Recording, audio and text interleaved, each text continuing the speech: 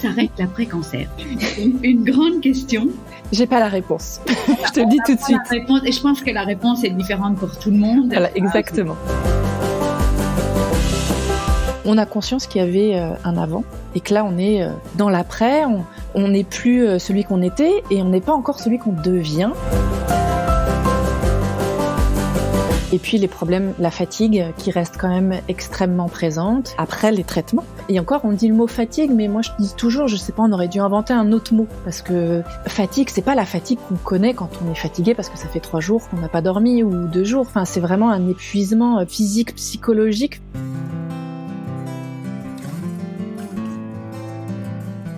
Nous naissons princesses et nous devenons guerrières. Fermez les yeux. Ça vous parle ?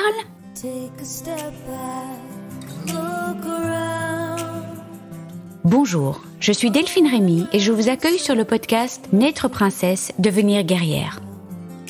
Vous entendrez ici des personnes inspirantes, des médecins, des philosophes qui, j'espère, vous feront du bien. Vous entendrez aussi des femmes, comme vous, comme moi, des super princesses et hyper guerrières. Elles gèrent et elles galèrent. Comme vous, comme moi.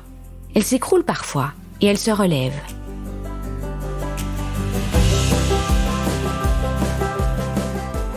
L'après-cancer, tout un programme. Voilà comment s'appelle le livre que Gersande a coécrit avec Philippe Gourdin. Aujourd'hui, nous allons parler de ce livre qui offre une très belle prise de conscience de tout ce qui peut se passer après la maladie et mieux encore, il permet de se sentir moins seul dans cette espèce de période de transition où on n'est pas encore celui ou celle qu'on était avant et pas encore celui ou celle qu'on devient. Gersande parle d'une espèce de période de rupture, aussi de cette fameuse période de rémission. Quel mot ?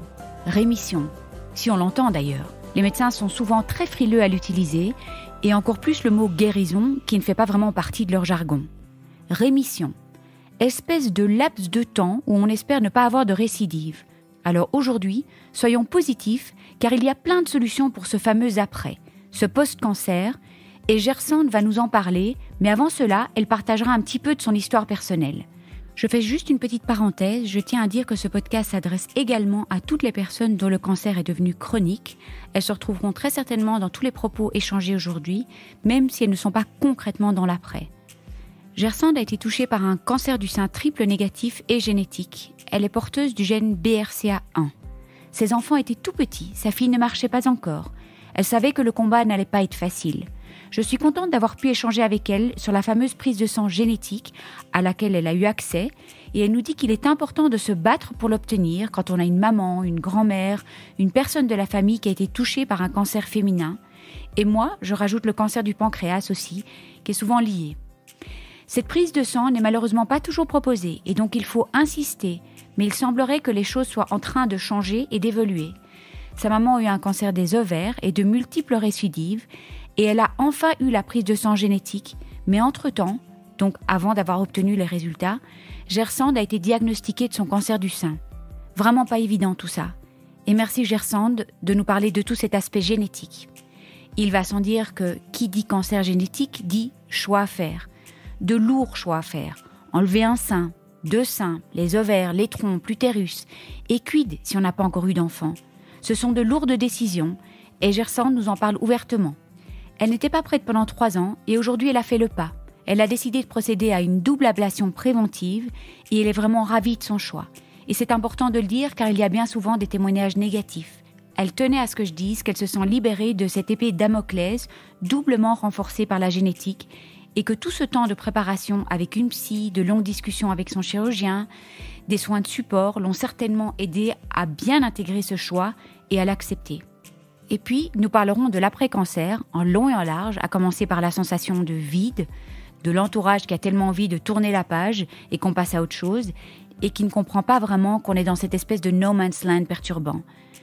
Gersande a rejoint une association après son cancer, et c'est en discutant avec les patients qu'elle s'est rendue compte qu'il y a tant de non-dits sur l'après, que les patients ne savaient pas non plus très bien ce qui leur arrivait, qu'ils se sentaient parfois coupables parce qu'ils étaient censés être guéris de tout.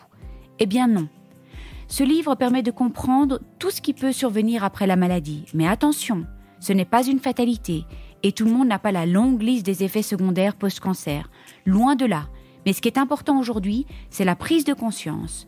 Se dire qu'on est loin d'être seul, que les symptômes ressentis sont normaux, mais j'ajoute tout de suite, c'est normal, mais il faut consulter. C'est important d'être acteur de son après-cancer et de ne pas se dire « les douleurs sont normales, les troubles sexuels sont normaux, les troubles cognitifs sont normaux et je ne fais rien ». Non, non, un grand non. Ce sont des choses qui peuvent arriver et il y a des spécialistes qui sont là pour nous aider à mettre des choses en place et trouver des solutions. Je suis heureuse qu'il y ait de plus en plus de maisons de l'après-cancer. Malheureusement, il n'y en a pas partout, elles sont souvent dans les grandes villes. Mais la tendance a l'air d'aller dans le bon sens et de plus en plus de maisons de l'après ouvrent.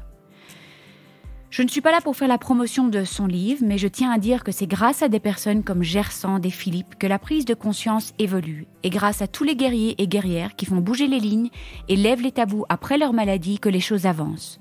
Ce livre est un énorme projet collaboratif car un paquet de personnes ont participé à sa réalisation, des patients, des médecins, des experts, et donc il y a tout un aspect scientifique éprouvé, bref, c'est du sérieux. J'en profite pour dire un petit mot sur Philippe qui nous a quittés en pleine réalisation de ce beau livre. Il a vraiment tenu à ce que ce projet aboutisse et je trouve que ce livre est un bel hommage. Merci à lui et un énorme bisou à sa famille. Merci aussi aux éditions InPress qui ont été très soutenantes dans toute cette épreuve. On parlera de la solitude, de cette foutue fatigue post-cancer. Gersand trouve d'ailleurs qu'on aurait dû inventer un nouveau mot pour exprimer cette fatigue, de l'atteinte à l'image corporelle, des troubles de la sexualité. Encore une fois, ce n'est pas une fatalité, il y a des solutions. Et je vous invite à écouter les autres podcasts sur la sexualité. On parlera des perturbations cognitives et des troubles de la mémoire, des troubles émotionnels et psychologiques qui sont souvent des conséquences de cette fameuse fatigue. On parlera de l'entourage, de retrouver sa place, mais pas que le malade. Le partenaire doit aussi retrouver sa place. Les enfants aussi. Tout le monde doit retrouver sa place. On parlera d'art-thérapie, de sport, bref, de plein de sujets. Mais il y a encore plus de sujets traités dans le livre. Et je terminerai par dire ceci. Consultez, consultez, consulter. La prise de conscience est une chose. Réaliser qu'on est loin d'être seul en est une autre. Mais après, il faut agir et devenir acteur de son après-cancer pour trouver des solutions pour gérer les dégâts collatéraux du cancer. Il y a un tas de spécialistes qui sont là pour nous aider. Merci à Gersand d'avoir ouvert son cœur, d'avoir écrit ce livre qui est une grande aide, de lever les tabous et de s'engager auprès des hommes et des femmes touchés par le cancer. Laissez traîner le livre partout et faites écouter ce podcast à vos proches, vos aidants, car l'après-cancer concerne tout le monde, aussi bien l'entourage que le malade. Dernière petite chose, je vous demande d'être un tout petit peu indulgent parce que le son n'est pas optimal, mais il est très bon quand même. J'avais oublié de brancher mon micro, alors voilà, un petit trouble cognitif, des oublis quand il y a trop de choses à faire en même temps. Et nous aurons la présence aussi d'un petit chat tout à fait charmant. Bonne écoute à toutes et à tous. Bonjour Gersand. Bonjour Delphine. Merci 1000 fois d'avoir accepté de venir témoigner sur le podcast Naître princesse, devenir guerrière. Un thème quand même très très important. Tout à fait. Alors, l'après-cancer, la question c'est, on va en parler, quand s'arrête l'après-cancer? Une grande question. J'ai pas la réponse. Je te le dis tout de suite. Et je pense que la réponse est différente pour tout le monde. Voilà, exactement. Alors, c'est vrai que les traitements sont souvent sur 1 an. L'après-cancer, on plonge dedans et puis ça peut être des années pour certaines. Tu vas nous parler évidemment de tout ce qui peut se passer dans l'après-cancer. Alors, j'avais quand même envie de commencer avec une petite pensée émue pour celles dont le cancer est devenu une maladie chronique. Donc, en fait, il n'y a pas vraiment d'après-cancer ou alors c'est un espèce d'après-cancer qui dure vraiment longtemps. Donc, j'ai quand même toujours une pensée émue pour celles-là. Oui, et je pense qu'elles peuvent se retrouver aussi malgré tout dans tout ce dont on va parler. Exactement, parce que c'est peut-être un après-cancer qui dure vraiment très très longtemps. Alors la grande question, c'est retrouver sa vie d'avant ou devenir une autre soi-même. C'est vrai que quand j'entends oui, mais j'aimerais tellement retrouver ma vie d'avant. Et là, c'est vraiment la grande question dont tu vas nous parler. C'est là où on se dit, il va falloir commencer l'après. Il va falloir commencer l'après. Alors on va commencer le début avec on fait toujours ça voilà, tu vas nous expliquer parce que si je t'ai invité aussi, c'est parce que tu as écrit un livre absolument extraordinaire, mais tu es passé par là et je trouve que ça vaudrait la peine que tu nous expliques un peu ton histoire et pourquoi tu as été amenée à écrire ce livre avec Philippe, dont on va parler aussi. Tu es passée par l'épreuve du cancer. Alors oui, j'ai eu un cancer avant mes 40 ans. J'avais 37 ans. Aujourd'hui, j'en ai 43. Donc tu vois, l'après est encore là. Voilà, j'ai 2 enfants. J'ai bientôt de 7 et 11 ans. Ils étaient tout petits quand donc ça a été assez compliqué, en tout cas l'annonce de la maladie. Ma fille ne marchait pas, donc là je me suis dit qu'effectivement je partais dans quelque chose d'assez complexe, mais comme beaucoup aussi malheureusement beaucoup de femmes. Donc moi j'ai été diagnostiquée d'un cancer du sein génétique, BRCA1 et triple négatif.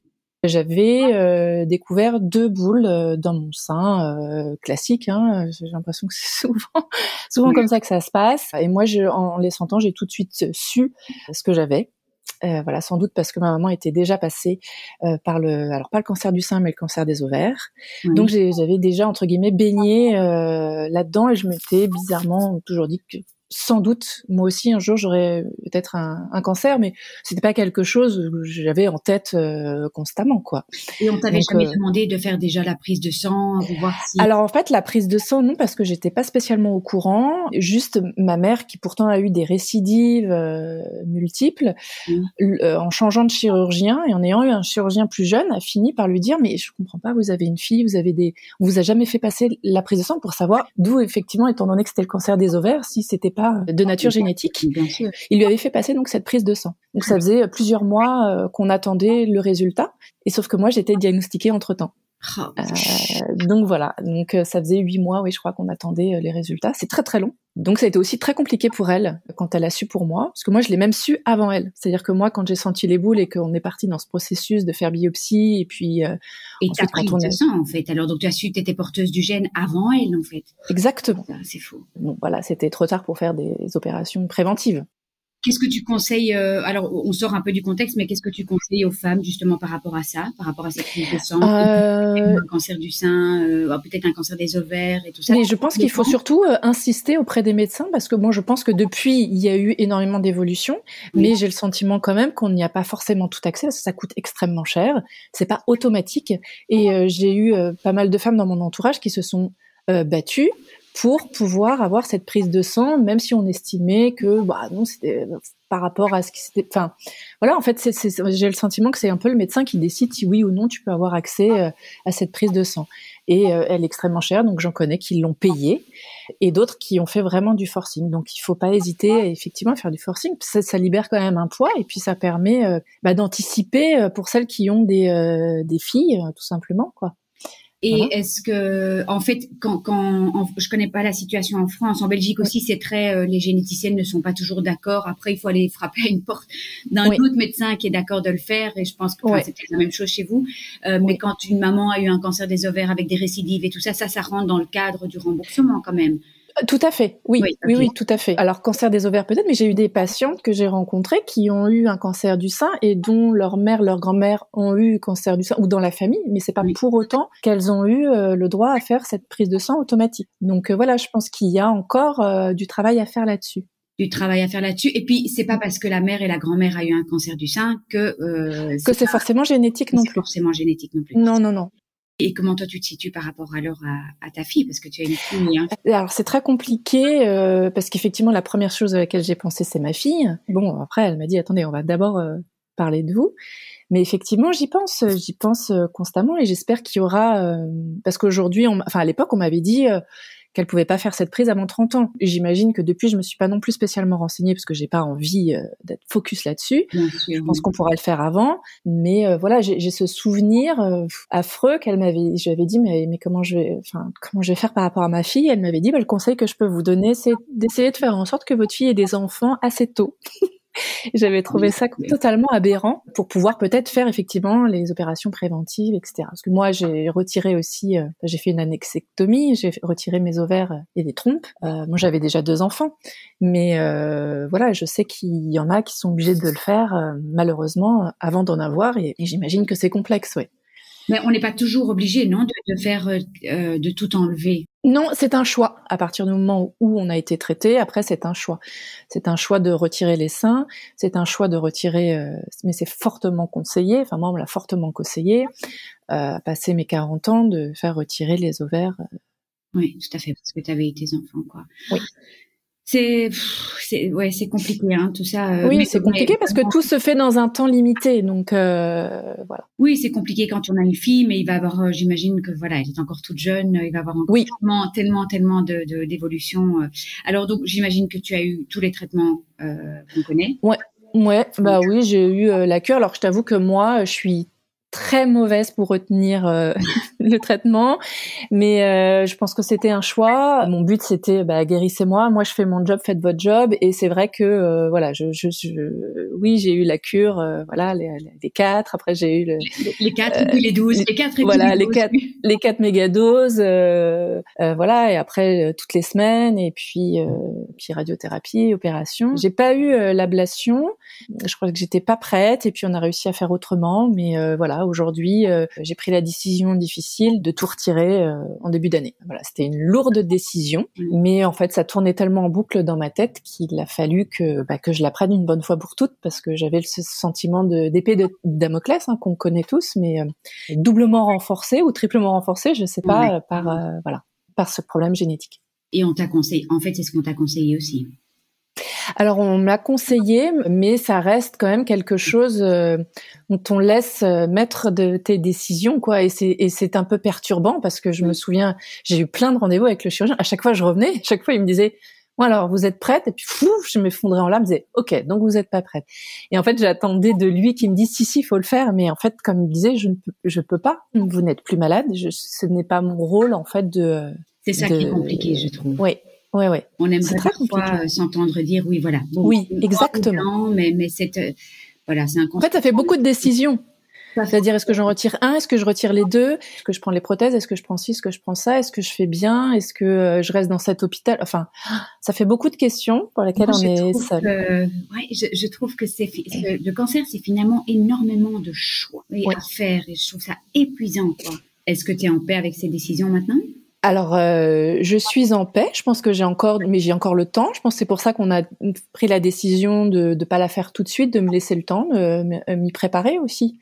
Voilà, que j'ai le temps aussi de pouvoir en parler librement. Tu vois, là, j'en parle librement, ce qui n'était pas le cas il y a encore quelques temps. Donc voilà. Mais je sais que c'est une bonne décision. Voilà. Je sais que voilà, mon médecin a fini, sans que je lui dise, par me dire ce que j'avais envie d'entendre. C'était vous avez pris la bonne décision. Et à partir du moment où elle m'a sorti cette phrase avec un énorme sourire, malgré son masque, voilà, je me suis sentie soulagée d'un poids. C'est bien, c'est courageux. On pensera à toi en janvier. Alors, l'après-cancer. Oui. Comment était ton après-cancer ? On va commencer comme ça déjà. Hein.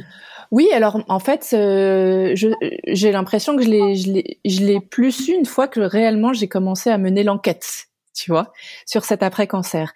Moi, après les traitements, j'ai pas eu ce sentiment que beaucoup de femmes et beaucoup d'hommes ont, ce sentiment de solitude et d'incompréhension. Alors oui, je l'ai pas eu en tout cas par rapport à cet effet, ce qu'on dit blouse blanche, tu sais, où souvent, voilà, on est accompagné quasi quotidiennement pour ceux qui terminent avec la radiothérapie, donc tous les jours, une espèce de routine qui est mise en place. Effectivement, moi j'avais cette routine, hein, puisque j'allais avec mon scooter, je déposais mes enfants à l'école, je prenais mon scooter comme si j'allais au boulot, tu vois, c'était toujours à la même heure, etc. C'est vrai que du jour au lendemain où on n'y va plus, c'est un petit peu compliqué. J'ai le souvenir de mon oncologue m'avait dit oui, faites attention à l'après. Mais voilà, c'est la seule phrase qu'il m'a dit sur l'après. Je savais pas du tout. Moi, je me dis mais quoi l'après ? C'est bon, j'ai fini. Laissez-moi tranquille. Je retourne à ma vie maintenant. Et donc, pour revenir à cet effet blouse blanche, il y en a beaucoup qui effectivement se sentent seuls et totalement abandonnés en fait. Il n'y a plus personne autour de nous. Il y a cette sorte on n'est pas préparé par le corps médical et il y a la famille qui reprend aussi son rôle et espère que vous-même vous allez reprendre votre rôle et que ça y est, tout est derrière vous, donc on recommence quoi. Et bien c'est pas le cas parce qu'on est dans une sorte de période de transition, une période de rupture qu'il faut mener à bien et on sait pas forcément. Alors on a conscience qu'il y avait un avant. et que là on est dans l'après, on n'est plus celui qu'on était et on n'est pas encore celui qu'on devient. Donc il faut le trouver quoi. Et bah voilà, on nous a pas prévenus. Donc c'est compliqué. Non, il y a un petit dessin, mais moi je le trouve absolument extraordinaire au tout début de Jérôme, de Jérôme Jacob, voilà, notre illustrateur. On le mentionne où il y a on voit la tête de la femme qui a eu un cancer. Alors ça pourrait être un homme et n'importe quel cancer. Oui. Et la famille qui est là avec des confettis et des bon retour dans ta vie. On voit une banderole avec toutes les tâches qui l'attendent. Ménagère et tout. Ménagère et j'ai trouvé ça mais absolument ce dessin est extraordinaire. Et si tu me le permets, je le mettrai quand même sur le site. Ah mais avec grand plaisir. Parce que Jérôme a fait un super boulot. Ouais. Ah oui, d'illustration dans ce livre dont on parlera. Mais et donc toi, qu'est-ce qui s'est passé après? Donc tu as été bénévole. Est-ce que tu peux nous expliquer un petit peu ce qui s'est passé en fait? Oui, en fait, moi, je suis pas rentrée dans les associations pendant les traitements. J'ai pas été sur les réseaux sociaux, mais peut-être qu'à l'époque, il y en avait beaucoup moins qu'avant. Je pense. Mais j'avais fait le choix de rester. C'est mon choix, hein, de rester. J'avais besoin de garder cet entourage, et peut-être que c'était une sorte de déni de ma part aussi de la maladie, je sais pas. Pourtant, je le subissais bien. Hein, j'ai quand même bien eu tous les effets secondaires qu'il fallait. Voilà, mais j'avais pas besoin de discuter avec des gens qui avaient la même chose que moi. Peut-être que j'aurais mieux fait finalement, mais bon. Par contre, après, oui, j'ai eu besoin peut-être de me reconnecter, me recentrer en tout cas. Et j'arrivais pas dans ma vie dite normale, il manquait quelque chose quoi. Donc je suis tombée sur effectivement une association pour laquelle j'ai été assez vite bénévole et pour laquelle j'ai rencontré énormément de patientes. Alors il y a plus de femmes hein, dans les associations que les hommes. Les hommes ont encore du mal à parler de leur cancer et encore moins de l'après. Et en discutant avec toutes ces femmes, je me suis rendu compte qu'effectivement, il y avait toujours un certain nombre de problématiques qui revenaient comme ça, avec aucune réponse en fait, et qu'il fallait faire quelque chose parce que je ressentais énormément de souffrance et de non-dit. Enfin, c'était vraiment un moment d'échange en tout cas et de partage, mais on sentait que voilà, il y avait une totale incompréhension de la part de l'entourage, mais aussi de la part d'eux-mêmes en fait, ne comprenaient pas ce qui leur arrivait parce que c'est vrai que souvent on se sent coupable de se dire je vais mieux, ça y est, je suis guérie. Et encore, si on a entendu le mot guérison, hein, parce que dans le constat, il y a à peu près 30 ou 32%, je sais plus, de personnes qui ont entendu le mot guérison. Donc c'est pas non plus énorme. Hein. Et en plus, le mot guérison, on l'utilise. Enfin, ils sont très très frileux à l'utiliser. C'est rémission. Oui. Et encore rémission. Et encore. On ne l'entend pas, hein, mais. Moi, j'ai ni entendu le mot rémission ni guérison. Donc voilà. Donc c'est terrible parce que du coup l'entourage connaît ce mot. Donc souvent on te le ressort, elle était en rémission, mais en fait personne ne sait non plus vraiment quelle est la définition du mot rémission. Donc tout est flou quoi en fait. Hein. C'est plus un laps de temps. Rémission c'est un espèce de laps de temps où on espère ne pas avoir peut-être une récidive. Enfin c'est pas très clair. En fait tu étais bénévole dans cette association et les femmes se confiaient beaucoup. Les femmes et les hommes se confiaient beaucoup. À la base, on était là pour leur proposer des projets artistiques et sportifs. Et on les faisait rencontrer des artistes pour créer une œuvre. Moi, comme je viens d'un milieu artistique à la base, voilà, c'était aussi une façon pour moi aussi d'apporter une aide, ne sachant pas que j'étais moi-même en train de me reconstruire finalement aussi par le biais d'être bénévole. Et c'est souvent ça aussi, hein, être bénévole, c'est forcément on a envie d'aider et de soutenir, mais inconsciemment on a aussi besoin de ça pour se reconstruire, voilà, tout simplement. Et quelles étaient les problématiques? Bon, après, tu vas nous parler de ton livre, évidemment, mais qui étaient le plus souvent abordées? Il y avait surtout l'incompréhension de la famille, de l'entourage, beaucoup de solitude, et puis les problèmes, la fatigue qui reste quand même extrêmement présente après les traitements. Et encore, on dit le mot fatigue, mais moi je dis toujours, je sais pas, on aurait dû inventer un autre mot, parce que fatigue, c'est pas la fatigue qu'on connaît quand on est fatigué parce que ça fait 3 jours qu'on n'a pas dormi ou 2 jours. Enfin, c'est vraiment un épuisement physique, psychologique. Enfin, et voilà, tant qu'on l'a pas vécu, on sait pas on peut pas l'expliquer quoi. Et moi, je me souviens qu'on me disait toujours, ça va, t'es pas trop fatigué.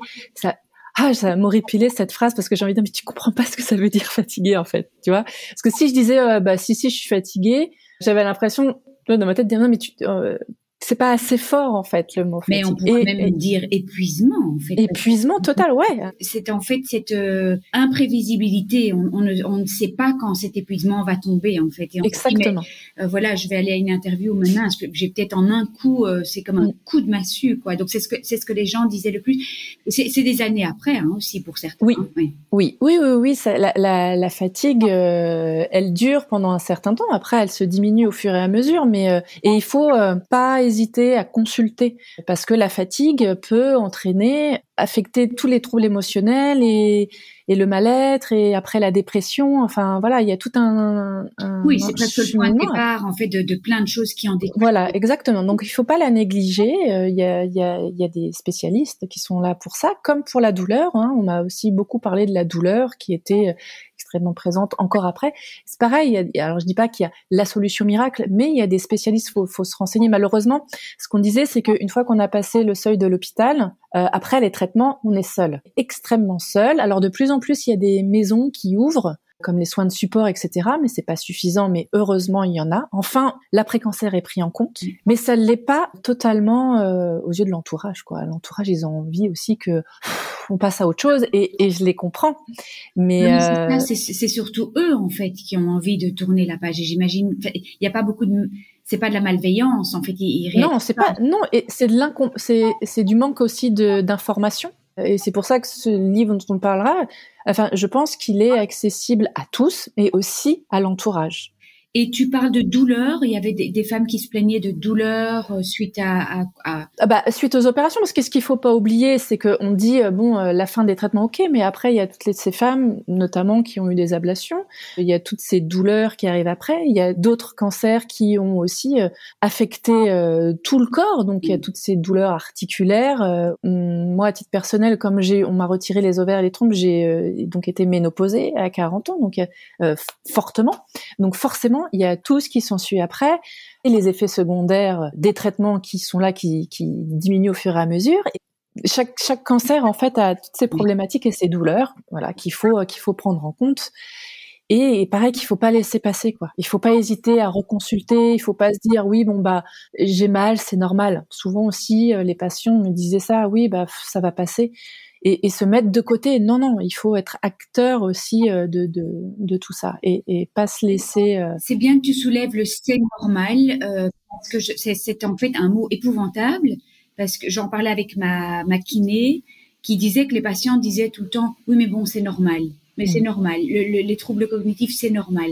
En fait, non. C'est c'est un effet secondaire, mais ce n'est pas normal. Et je trouve ça vraiment bien que tu mentionnes. Alors, est-ce que il y a beaucoup ici, il y a beaucoup de chapitres et j'ai presque envie de les mentionner et voir en fait de quel chapitre tu as envie de parler parce que j'ai envie de mentionner pour que tout le monde l'entende en fait. Donc il y a la fatigue, la douleur, l'atteinte à l'image corporelle, les troubles de la sexualité, l'infertilité, un point quand même vraiment important, la peur de la rechute, ça très important. En fait, ils sont tous importants. Perturbations cognitives, les pertes de mémoire. On a quand même rigolé avant de commencer à enregistrer parce qu'on cherchait nos mots. Les troubles émotionnels et psychiatriques, l'après-cancer et les proches. Un nouveau regard sur la vie, le retour au travail, l'art après le cancer, dans l'après-cancer, le sport dans l'après-cancer, le mot de la fin. La place dans la famille, j'aimerais bien aussi. Ça, je ne sais pas où ça se trouve, dans quel chapitre. Si, c'est en fait, c'est dans l'après-cancer et les proches. Et les proches, voilà, exactement. Ouais. Déjà, je voudrais juste préciser en fait que ce livre. Donc qui était écrit avec Philippe, mon co-auteur, donc on est quand même deux, et on n'est pas que deux, en fait, on est nombreux, et je tiens à signaler parce que c'est un ouvrage qui n'aurait pas été là sans tous les témoignages. En fait, c'est un livre qui collaboratif, voilà, avec des témoignages de patients, donc tous les patients qu'on a rencontrés, Philippe et moi, pendant tout notre parcours de soins, de bénévolat, voilà, et des gens aussi, voilà, qui ont voulu intervenir, et puis des spécialistes. Donc sur chaque thème, vous avez des témoignages de patients et témoignages de spécialistes en fonction du thème dont on parle. Et puis une approche aussi sur le thème où on a fait aussi des recherches, on parle aussi des études qui ont été menées, donc voilà. Et c'est un livre écrit simplement pour que toutes les personnes qui ont eu un cancer, on ne parle pas du cancer du sein, c'est tout type de cancer, peuvent s'y retrouver. Et on le disait tout à l'heure, oui, on parle de l'après, mais on pense effectivement à toutes celles et tous ceux qui ont un cancer métastatique et autres. Enfin voilà, sur la durée, je pense qu'ils peuvent se retrouver aussi, bien évidemment, dans ce livre. Peut-être un petit mot sur Philippe. Oui, ça me fait plaisir d'en parler. Donc, Philippe, on s'est rencontrés, pareil, dans une association. Moi, j'avais déjà dressé, si tu veux, le thème de ce livre, qui au départ était plus destiné à être un documentaire, parce que je viens du milieu audiovisuel. Et puis, il y a eu le confinement, et tout premier confinement, et Philippe cherchait quelqu'un en fait pour un projet pour écrire. Donc, dans le cadre de cette association, on devait lui trouver un auteur. Et puis, moi, je lui ai parlé de ce livre, et il m'a dit, ouais, moi, ça me dirait vraiment de travailler là-dessus. Donc, Philippe, quand on s'est rencontrés, il était en traitement, mais il avait eu différentes récidives d'une leucémie. Donc, il connaissait aussi ce parcours de l'après, malgré tout. Donc, on a travaillé comme ça à distance. Et puis, on avait effectivement chacun nos points de vue. Moi, j'étais une femme, lui, il était un homme. C'était des traitements différents, une approche différente. Donc, mais on avait une vraie complicité. Je dis on parce que voilà, Philippe nous a quittés depuis, mais c'était un projet qu'il a mené jusqu'au bout. Il nous a quittés très brutalement. Mais on avait déjà la date de sortie du livre, donc c'était compliqué pour moi à la suite de son départ, de me dire est-ce on arrête tout, quoi. Moi, c'était plus, j'avais plus envie de tout arrêter, ça n'avait plus de sens. Et puis, en fait, j'avais quand même toujours son discours en lui. Et puis, je recevais toujours des textos, des messages de lui jusqu'à la fin. Et on y croyait, quoi. Jusqu'à ce que j'ai effectivement sa femme au téléphone qui m'a dit non, faut continuer le projet, quoi. Ça, c'est une évidence. C'est le dernier projet de Philippe, donc je te laisse la possibilité de le porter jusqu'au bout. Donc, je suis très fière. Évidemment, je pense à lui tout le temps dès que je parle du livre, mais c'est quelque chose auquel il tenait énormément. Et apporter son témoignage. On lui rend un petit peu hommage aussi. Je crois qu'il aurait été vraiment ravi que tu te battes comme ça pour ce livre et que tu en parles. C'est vraiment extraordinaire. Et j'imagine que voilà, tu as encore des contacts avec sa femme et oui. Tout ce beau projet avancé. Oui. C'est triste. Il avait quel âge, Philippe ? Il avait une 50aine d'années. Alors, on va en brancher sur quelque chose dont tu m'avais parlé, c'était la place dans la famille, les proches. Puis après, je te laisserai m'expliquer ce que tu veux m'expliquer du livre. Il y aura des informations évidemment sur la page du site. Je rementionne, donc c'est l'après-cancer, tout un programme, témoignages, accompagnement et solutions pratiques. Bon, je trouve ça, il est très très complet parce qu'effectivement, voilà, c'est des patients, c'est des experts, c'est des gens qui sont passés par là. Et donc les éditions InPress qui font plein de petits livres justement sur la fatigue après cancer et tout ça. C'est vraiment. Oui, ça fait partie d'une collection. En fait, cette collection qui est. Et si on allait mieux, c'est ça. Voilà. Et si on allait mieux, dirigée par Sébastien Landry, qui est sexologue mais spécialiste aussi dans tout ce qui touche au cancer. Voilà, c'est une nouvelle collection et effectivement, il y a beaucoup de sujets traités en profondeur avec des spécialistes. En fait, cette maison d'édition, elle est très focus sur la psychologie, sur la médecine. Voilà, il n'y a pas de romans, de choses comme ça. Et c'est la première fois, d'ailleurs, pour eux, qui prenaient des gens, je vais dire entre guillemets lambda, enfin des patients, quoi. En fait, oui. C'est souvent des spécialistes pour spécialistes les livres. Oui. Et du coup, ils étaient ravis. Mais si en plus je trouve une collection, ils sont petits, ils sont agréables à prendre partout. C'est un livre de chevet qui est vraiment sympa et la mise en page est hyper agréable. C'est aéré et puis tous les petits dessins, ça c'est. Oui, ça c'était chouette qu'ils aient accepté parce qu'ils ont changé beaucoup de choses en fait quand nous on a débarqué et ça c'était vrai, il y avait une vraie écoute et ça c'est hyper important. C'est pour ça que je dis que c'est vraiment un livre, un travail vraiment d'équipe quoi. Même avec l'équipe de la maison d'édition, c'est pas pour faire de la promo, mais Ils sont toujours là, ils ont été ultra soutenants, même après la disparition de Philippe. Ils ont vraiment été là pour moi, tout en douceur. Voilà, ils m'envoient toujours des messages pour savoir comment je vais. Ils me soutiennent beaucoup. Ils regardent ce que je fais parce que j'ai aussi la page de l'après-cancer. Oui, sur Instagram. Voilà, sur Instagram. Et ils envoient toujours des messages. Enfin, ça, c'est vraiment chouette. Et puis, il y a le travail de Jérôme Jacob, l'illustrateur. Pareil, quoi. Ils ont accepté de rajouter des dessins alors que d'habitude, ils mettent pas de dessins. Et ils ont compris, en fait, quelle était l'importance. Et je pense que ça a une réelle importance, ces dessins, pour mettre un petit peu de fun aussi. Et ça parle tout de suite. C'est juste un trait de crayon, mais qui parle et qui peut faire sourire tout de suite les gens. Tu disais que lui aussi, il avait eu un... Alors lui aussi, oui, c'est comme je disais, c'est un travail d'équipe. Et lui, c'est sa femme. Sa femme qui a été touchée par un cancer du sein. Et lui, sa façon, en fait, d'extérioriser tout ça, c'était le dessin. Donc, j'avais vu des livres qu'il avait sortis par rapport à ça, par rapport spécifiquement au cancer de sa femme, qui étaient très drôles, qui étaient très cru, très trash, mais voilà, qui avait une vraie sincérité et il trichait pas, quoi. Et quand je lui ai proposé le projet, sa femme était en récidive. Il travaille en collaboration avec elle. C'est ça que je trouve ça aussi super, c'est qu'elle donne son aval à chaque fois. Et ça se sent tellement dans les écrits que c'est vraiment un projet collaboratif de personnes qui ont vécu. Bah tant mieux. Ouais. Ouais. Alors on va un peu plus parler du contenu, hein. Oui, vas-y. Voilà. Des proches. Ouais. Voilà, la place dans la famille. Qu'est-ce que tu veux nous dire par rapport à ça? Alors la place dans la famille, c'est ce qu'on disait tout à l'heure, c'est extrêmement complexe puisque effectivement la famille a tendance à vouloir d'un seul coup tirer un trait, quoi, et fermer la porte. Enfin, en tout cas, refermer le livre. Et effectivement, je pense que la famille et les proches ont été en apnée pendant un certain temps parce qu'il faut pas les oublier. Hein, pour beaucoup, c'est quand même extrêmement compliqué. Pour le conjoint quand il est présent, ce qui n'était pas mon cas. J'ai souvent entendu aussi les proches dire on nous demande jamais nous comment on va, quoi. On nous demande toujours, et c'est vrai que c'est important.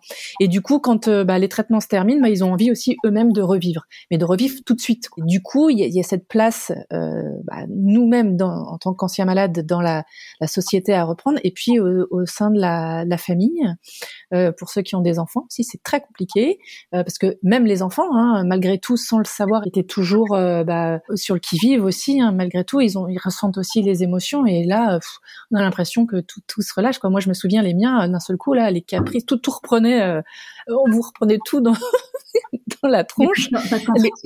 Oui, il y a le malade qui doit retrouver sa place, mais les enfants doivent retrouver des places d'enfants. Exactement. Aussi, en fait, donc. Exactement. Il faut prendre conscience qu'effectivement, on va pas pouvoir reprendre sa place. Voilà, il faut pouvoir l'amener aussi aux proches et leur expliquer ce qui se passe. Parce qu'il faut déjà savoir ce qui se passe en nous, en fait. C'est ça la problématique de l'après. C'est de savoir toutes les problématiques, en prendre conscience, et pour pouvoir ensuite mener de fond chaque problématique. Parce qu'on se reprend toute une vague d'émotions aussi. Et on se reprend aussi tout ce qu'on a vécu parce qu'on est dans ce tunnel. En fait, tu sais, moi, j'ai cette image de combattants là dans les tranchées qui, une fois que la guerre est finie, ils se relèvent et puis là, ils regardent autour de lui et ils se rendent compte que tout est complètement à plat, il reste plus rien, et toi, t'es là, t'as survécu, t'as des blessures et t'avances, mais tu sais pas où t'avances. Et c'est un peu ça, quoi. Non, d'un seul coup, tu dois te relever, tu dois avancer, mais tu sais pas où. Tu vois la lumière au bout, là, ça y est, tu la vois vraiment, mais tu sais pas quel chemin il faut prendre. Et puis t'as tout le monde qui revient là sur toi en disant ouais, ça y est, t'as gagné. Tu vois l'image. Voilà. Et toi t'es là, ouais, merci les gars, mais waouh, je sais pas où je vais. Et donc voilà. Et donc il faut reprendre petit à petit. Il faut reprendre confiance en soi. Ça c'est important et primordial. Il faut se réapproprier son corps. Voilà, savoir aussi professionnellement reprendre le temps aussi de reprendre le boulot et pas se replonger peut-être tout de suite dans le travail parce que ça peut être aussi très très traumatique. Voilà, mais ça c'est un autre sujet. Mais par rapport à la famille, il faut de nouveau en parler. Ne pas hésiter aussi à consulter parce que je me suis rendu compte et on se rend compte aussi avec les études que beaucoup vont consulter 5 ans après. Tu vois, ils ne vont pas consulter. Alors, ils consultent peut-être pendant, mais comme après, on n'est plus soutenu financièrement, beaucoup laissent tomber parce que voilà, à l'hôpital, il faut laisser la place aux nouveaux arrivants, malheureusement, et du coup, il n'y a plus de suivi. psychologique. Et je pense que c'est primordial, en tout cas après, d'être soutenu et d'avoir encore une écoute et voilà, d'avoir un soutien et de pouvoir, oui, effectivement, en parler et dans sa place aussi de couple. Voilà, reprendre sa place dans le couple, c'est pas évident puisque il peut y avoir effectivement ces troubles le trouble de la sexualité parce que on n'a pas encore réapproprié son corps, on a une perte de confiance en soi, on a la peur peut-être de cette récidive, on n'a pas encore retrouvé tous ses repères. Donc chaque chose, moi je dis chaque chose en son temps et chaque chose non pas une solution miracle, mais il y a des solutions. Voilà, il y a des spécialistes pour. Si vous avez des problèmes sexuels, n'hésitez pas à aller voir un sexologue, n'hésitez pas à aller voir une kiné spécialiste aussi, il y en a spécialistes de l'après-cancer qui peuvent vous aider aussi à retrouver les sensations du toucher, des problèmes de sécheresse pour les femmes, enfin voilà, il y a des solutions. Ce que je trouve vraiment extraordinaire en fait avec ce livre, c'est déjà cette prise de conscience, de pas se sentir seul. Voilà. Et c'est ce que tu reçois énormément de messages. Voilà, exactement. C'est les personnes qui ont lu le livre, la première chose qu'elles m'envoient comme retour, c'est je ne me sens plus seule. Et ça, c'est fou. C'est toujours les premières lignes que je reçois. Donc, je me dis, il y a vraiment un manque de communication là-dessus, quoi. Mais vraiment, et beaucoup d'émotions. Il y a une jeune femme qui m'a laissé un message à 5h du matin, un vocal en larmes parce que d'un seul coup elle se sent plus seule, quoi, et qu'elle comprend ce qui lui arrive aussi. Voilà. Alors nous on n'a pas la solution miracle. C'est une dimension oui, c'est ça, c'est de comprendre en plus parce que tu dis qu'il y a énormément de personnes qui ne comprennent pas exactement oui. Oui, parce que quand on est très active, toutes les filles qui sont actives sur les réseaux sociaux, etc., elles sont peut-être très entourées, elles discutent beaucoup entre elles, donc je pense qu'elles passent par l'après-cancer comme nous toutes, mais peut-être moins. Mais il y a des gens aussi, voilà, elles ont vécu ou ils ont vécu leur traitement et puis voilà, elles sont pas forcément actives sur les réseaux, etc. Et du coup, c'est extrêmement compliqué, quoi.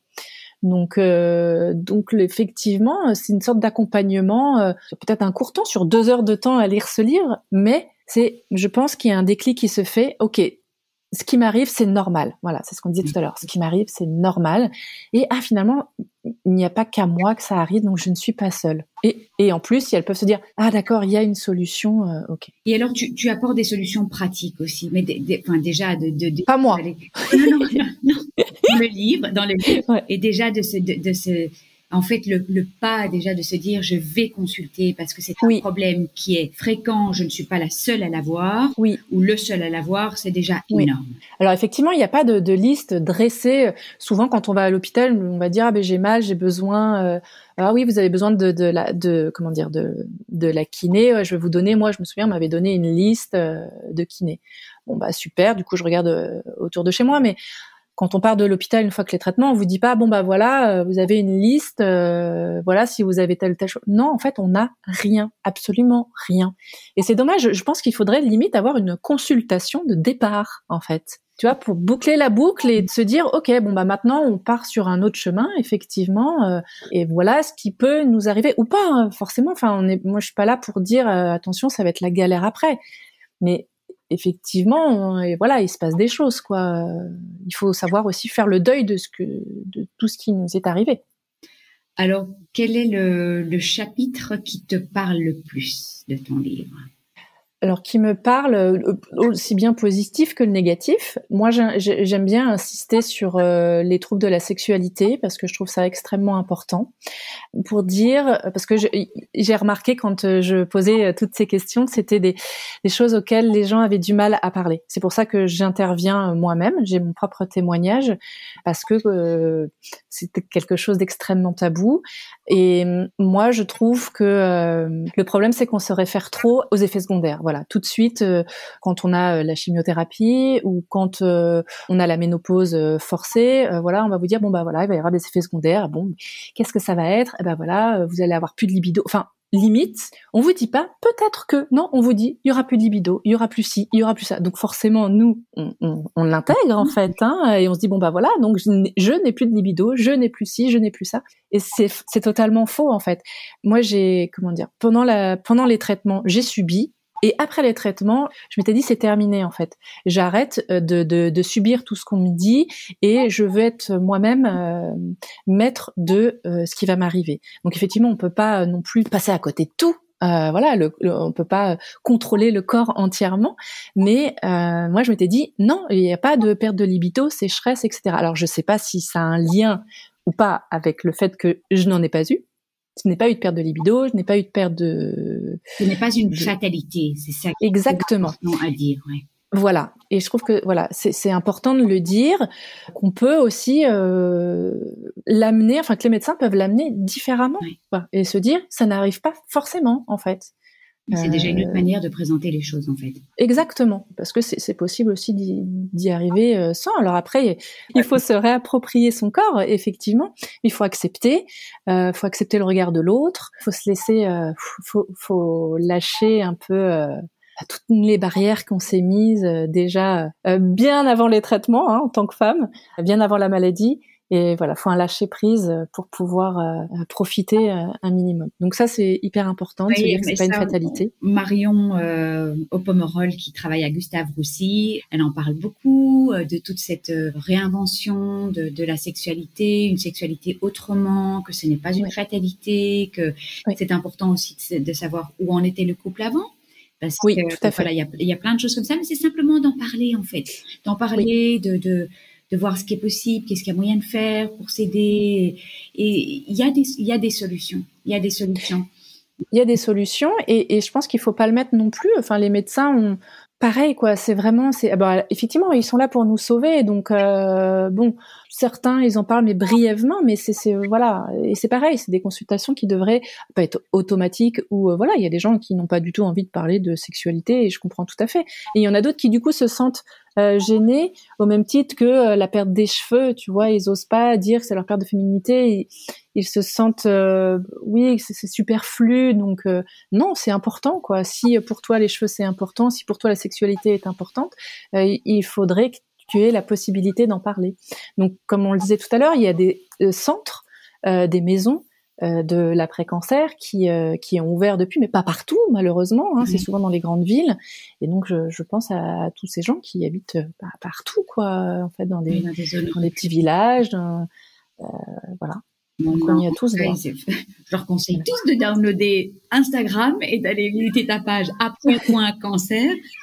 Alors, j'aimerais bien que tu me parles un tout petit peu des perturbations cognitives et des pertes de mémoire, parce que ça, c'est quand même très, très souvent rapporté, quasi tout le temps, en fait.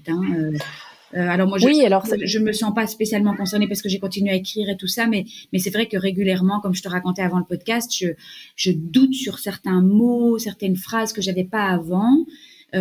Pour certaines personnes, c'est très, très, très sérieux.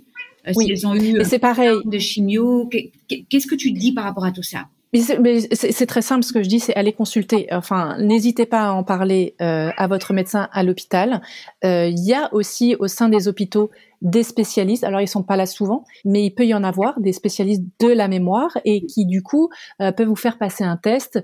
N'hésitez pas non plus à prendre des notes, en fait. Il faut pas hésiter, en fait, parce que moi, j'avais consulté effectivement et il me disait de prendre des notes. À chaque fois qu'il m'arrive quelque chose de bizarre, comme aller dans le frigo, fermer le frigo, rouvrir le frigo et de se dire mince, qu'est-ce que j'allais faire déjà? Bon voilà, hop, tac, je le note. Voilà, là j'ai merdé. Quand j'ai oublié un mot, enfin voilà, il faut tout noter pour voir la progression en fait, parce que effectivement la chimiothérapie peut effectivement engendrer des problèmes de mémoire.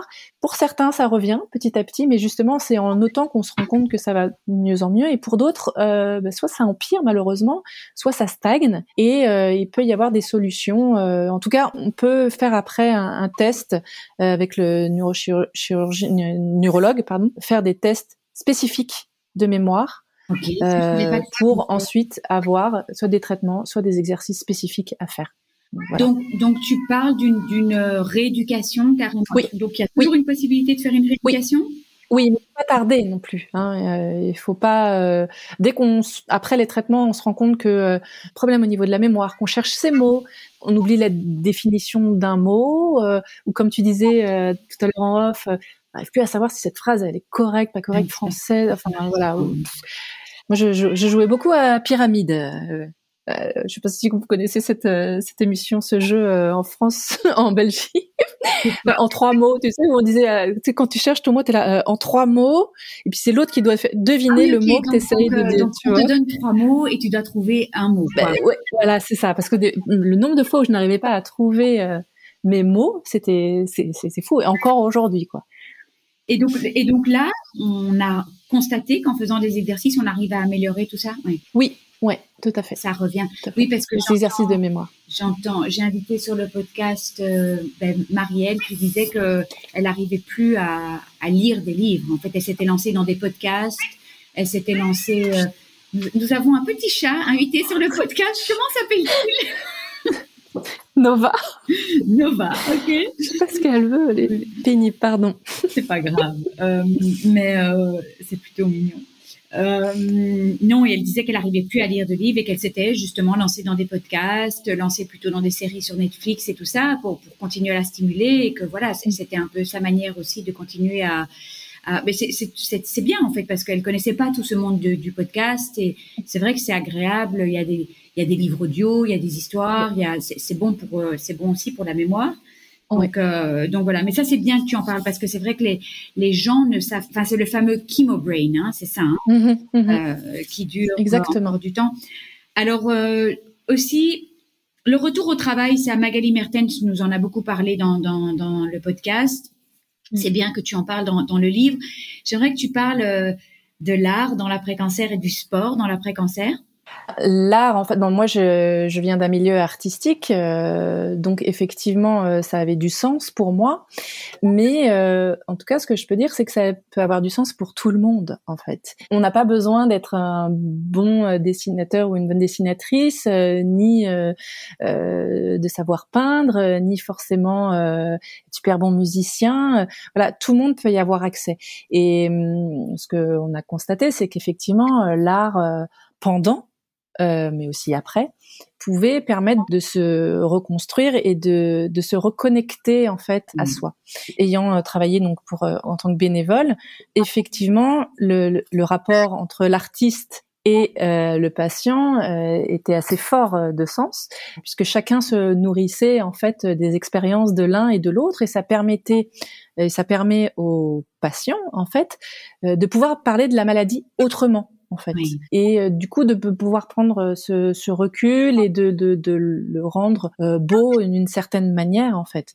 Donc je sais que l'écriture a beaucoup aidé beaucoup de gens. D'ailleurs, il y en a beaucoup qui écrivent des livres, hein, forcément. Mais c'est pareil. Je sais que Philippe, lui, organisait des séances d'écriture, et grâce à ces séances d'écriture, il y a beaucoup de femmes qui se sont découvertes en fait cette passion quoi pour l'écriture, sans pour autant être des grands auteurs, mais voilà, le fait de mettre des mots sur des mots, ça peut apaiser en tout cas. Et puis pouvoir créer aussi, ça permet aussi de se dire je sais pas, d'avoir fait quelque chose en fait de sa maladie quoi. Et tu conseilles quoi, comme des ateliers dessin? Ouais, les ateliers, je pense que c'est bien. Et les ateliers, alors après tout dépend à quel stade de la maladie on est. C'est vrai qu'on a toujours besoin d'être accompagné aussi de alors il y a des thérapeutes, donc là pour le coup les thérapeutes sont vraiment spécialisés pour ça, et il y en a de plus en plus aussi qui font ça après les traitements, parce qu'ils se rendent compte qu'effectivement l'après est important. Donc il y a des ateliers qui ouvrent de plus en plus. Oui, je vois Christelle de l'art en Montsin. D'art en Montsin. Oui, c'est ça, qui des ateliers théâtre. Oui. Le théâtre, c'est super aussi pour alors le théâtre pour vraiment parce qu'on apprend à se toucher aussi, à faire travailler son corps. Moi, je me souviens avoir eu des cours où justement on ne parlait pas et on devait tout faire deviner à l'autre par le corps. Et quand vous venez de subir les traitements où justement vous avez envie plutôt de mettre votre corps en retrait, on se le trimballe là comme un boulet, d'un seul coup il faut reconnecter l'âme et le corps, et c'est hyper important du coup de passer par le théâtre, c'est super. J'avais même fait des cours de clown par des ateliers et c'est pareil, c'était vraiment là pour le coup le lâcher prise quoi, de pouvoir rire de soi, rire de la maladie. C'est une façon. C'est pas parce qu'on n'était pas du tout versé dans l'art avant que c'est vraiment une. Non, faut pas avoir peur d'essayer. Oui. Tout à fait. Trouver des ateliers autour de chez vous, il y en a beaucoup. Il y a beaucoup d'associations qui font ça maintenant. Au moins de tester quoi. Dans le cadre de la maladie, oui, maladie. Oui, quoi. Oui. Après, il y a des ateliers, voilà. Après, on peut s'inscrire à n'importe quel atelier si on n'a pas non plus envie d'être entouré de gens qui ont été malades, voilà. Mais c'est toujours une première approche. En fait, c'est comme le sport. Hein. C'est toujours bien d'aller peut-être au départ où on pense qu'on va être regardé différemment. On sait qu'on va faire attention à la position de notre corps parce que le prof de sport sait qu'on a eu telle ou telle chose. Et puis, on est entouré de femmes qui ont subi ou d'hommes qui ont subi la même chose que soi. Mais après, c'est bien aussi de retrouver peut-être une salle de sport un peu plus classique, quoi. Et se fondre. Oui, tout à fait. Peut-être dans un premier temps, c'est vrai que c'est peut-être plus rassurant, surtout avec des gens qui ont eu la même chose. Et puis, le sport dans l'après-cancer. Oui, alors le sport dans l'après-cancer, moi, vous avez un livre justement dans cette collection qui est vraiment basé sur le sport et l'après-cancer. On dit souvent que le sport est important pendant, évidemment, il est important après. Je suis hyper mal placée. Non mais attends, mais moi aussi, c'est ça qui est épouvantable, c'est que moi je mets un casque sur la tête et je vais écouter un podcast et je vais marcher, mais je me dis c'est déjà bien. Hein.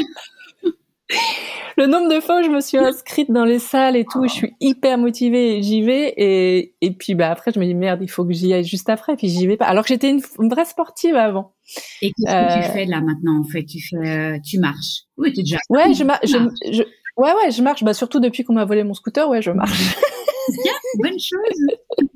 Non, je marche. Non, mais c'est mon but, mon projet, c'est de me réinscrire en salle de sport. Ouais. Non, mais vraiment, parce qu'avant je faisais vraiment mais en fait, j'ai vachement cherché. C'était, mais je le trouve plus. C'était la boxe. Moi, j'avais fait beaucoup de boxe et beaucoup de ce qu'on appelle lady boxing aussi. Je faisais boxe française et lady boxing.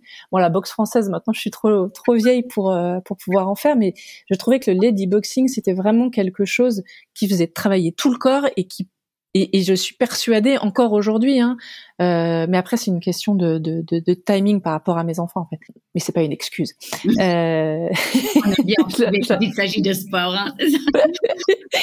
Mais ça permet de travailler tout et de relâcher les tensions, et de frapper dans un sac et de faire travailler les abdos, les bras, les jambes. C'est libérateur, quoi, parce que. Oui, c'est génial. On avait un week-end cancer là dans le cadre d'Octobre Rose et il y avait une association qui était là. C'était de la boxe pour les malades du cancer. Oui. Avec quelqu'un, donc pas que dans un sac, en fait, avec quelqu'un aussi. Et on voyait des femmes qui se lâchaient pendant la maladie, donc comme si elles combattaient cette maladie. Et je trouve ça absolument génial. Enfin, j'imagine qu'à Paris, il doit y avoir des associations aussi de boxe peut-être avec. Oui, et après c'est toujours le problème de où c'est situé, parce que c'est toujours ça. Je trouve le problème aussi dans le. Là, je rêvais d'en faire, mais c'est tellement loin de la maison que aller faire 1 heure de trajet pour aller faire de la boxe, c'est pas. Mais bon, la marche, tu conseilles déjà. C'est bien déjà la marche. De toute façon, oui, il faut marcher au moins une bonne demi-heure par jour, de ce qu'on disait. En tout cas, je pense que le cardio, il faut le reprendre petit à petit. Voilà, mais il faut pas que ce soit forcé. Bon, tout honnêtement, je pense que le sujet sur le sport, je suis pas. Mais c'est dans ton livre. Dans ton livre. Mais on le sait en plus. Mais je recevrai quelqu'un sur le podcast. Ouais, je sais pas s'il faut le mettre celui-là. Donc voilà. Alors, question piège. Moi, est-ce que tu aimerais terminer ce podcast? J'aimerais juste le terminer tout simplement, c'est peut-être redondant, mais de dire à toutes ces femmes et ces hommes qui sont en fin de traitement et qui sont dans l'après, c'est vraiment de se dire ne vous êtes pas seul, ce qui va vous arriver ou ce qui vous arrive, c'est normal. Le fait d'être entre deux eaux, quoi, comme on disait, vous serez plus celle d'avant. Ça, faut apprendre à faire le deuil. Et vous n'êtes pas encore celle que vous allez devenir, mais c'est tout un travail là-dessus et surtout communiquer sur avec votre entourage, avec votre conjoint, avec vos enfants sur ce qui va. Voilà, vous avez fini les traitements, mais c'est pas terminé. Faut pas avoir honte de le dire. Je pense que c'est hyper important et de pas avoir honte de soi aussi, de pas se sentir bien, voilà, et d'aller consulter. Mais pas forcément une psychologue, hein. Aller consulter votre médecin traitant, déjà, c'est déjà pas mal. D'aller consulter une kiné, votre gynécologue, d'aller consulter un spécialiste de la douleur, enfin voilà, faut pas hésiter à communiquer. Ouais, c'est déjà la première étape, en fait, de simplement déjà en parler, se sentir moins seul, mettre des mots sur les mots. Oui. Et, écoute, Gersande, merci 1000 fois. On devait le faire en vrai, on devait le faire en présentiel, mais on n'a pas pu le faire. Et Covid est passé. Covid est passé dans ta famille, donc merci vraiment de tout cœur. Je me réjouis de mettre vraiment toutes les informations sur le livre qui est. Alors, je suis pas du genre à faire de la promotion, mais celui-là, vraiment, il faut l'acheter. L'après-cancer, tout un programme, il faut qu'il traîne partout pour que pour que les accompagnants, mais pas que, en fait, tout le monde sache que l'après-cancer est une réalité, parce que finalement, on est une femme sur 4 à avoir un cancer, donc tout cancer confondu, et idem pour les hommes. C'est une réalité dont il faut être au courant. Et vraiment merci à toi. Une pensée tout émue pour la famille de Philippe. Vraiment merci en tout cas. Merci Delphine. Je vous remercie de tout cœur de nous avoir écoutés. N'oubliez pas de vous abonner si vous souhaitez recevoir les notifications des prochains épisodes. Et puis si vous avez apprécié cet épisode, ça me ferait vraiment très plaisir que vous me laissiez une bonne note, comme à l'école, 5 étoiles, et peut-être même un commentaire ou un partage sur les réseaux sociaux. Parce que c'est grâce à vos étoiles, vos commentaires, vos partages que le podcast pourra aider plus de femmes encore, et c'est tout ce que je souhaite. Donner ou redonner espoir, se serrer les coudes toutes ensemble, partager nos joies, nos peines et célébrer toutes les princesses et guerrières de ce monde. Si vous désirez vous aussi partager votre histoire, n'hésitez pas à me contacter via le blog Cancer je gère, cancer-je-gère.blog. Il y a des instructions pour le partage de témoignages. Et puis je vous embrasse tous et toutes très très fort. Prenez soin de vous et on se retrouve la semaine prochaine. Gros bisous.